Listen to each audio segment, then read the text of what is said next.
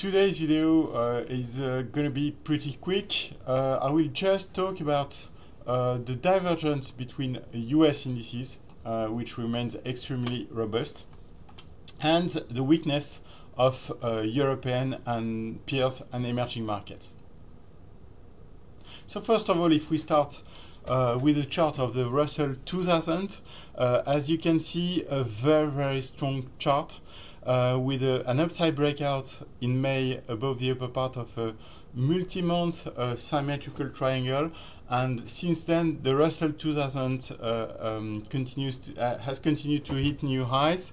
The only critical, I would say, technical event is that it's becoming a bit of a bot since late May, but still rising. So at this stage it remains too early to expect a significant pullback, although we are starting to see overbought conditions. But overall, I would say a very strong chart and an indication that market breadth remains pretty positive in the US. Now if we switch to the S&P 500, this chart is more complex than the Russell 2000. The S&P 500 is still trading below its February high, which is also the record high, but anyway managed to break above a Fibonacci resistance this week at 2743, knowing that the next Fibonacci resistance is close to 2800. So the precise level is 2792, which is also, by the way, a short-term target available on point and figure chart. So overall, even though the long-term outlook is not very clear on the S&P 500, the short-term momentum of this market is still improving, with a next upside potential, trading upside potential around 2800. So overall, a pretty neutral chart in the medium term and positive chart in the short term. If we now switch to the Euro Stoxx 50, as you can see, a pretty complex chart. The index is still trading at the same level than a year ago, so nothing very positive.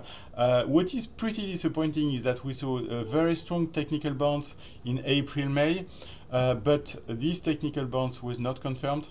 It was quite similar to what we saw at the end of last year. I would say that the recovery we started last week, at this stage, not really inspiring. The index has been mixed since the start of the week, failed to move back above its 200-day moving average, which is now again resistance. And the fact that we bounce off a significant Fibonacci support, so you can see it here at 3390, is good news in the short term, but as I told you, no very convincing technical bounce so far. So the situation of the Euro Stoxx 50 is relatively mixed, and I think that the risk is to see renewed weakness after a failure to, if the index fails to move quickly back above the, let's say, 3520 area. So the risk is this, okay. Yeah, it's to see renewed weakness back to 3390 or even a bit lower, knowing that the next important support is around 3300. Last chart I wanted to show you is a comparison of the S&P 500 in US dollar and emerging market and Stoxx 600 also in US dollar. So you can see the strong outperformance of the S&P 500 since a couple of weeks. So strong leadership of the US here, and weakness of emerging markets and Europe in US dollar. By the way, you can see that there is a very strong correlation between emerging market and Europe. So we are talking about Italy, but emerging markets are also weak. We see that Brazil is the Italian country for emerging markets. So we continue to see risk both in Europe and emerging markets. And I think that if we start to see markets panicking again in the short term on these regions, I think that it will be hard for the S&P to keep pricing. And I mean, sooner or later, S&P would have to come down, or Europe and emerging markets would have to come up. So we need. I would rather play a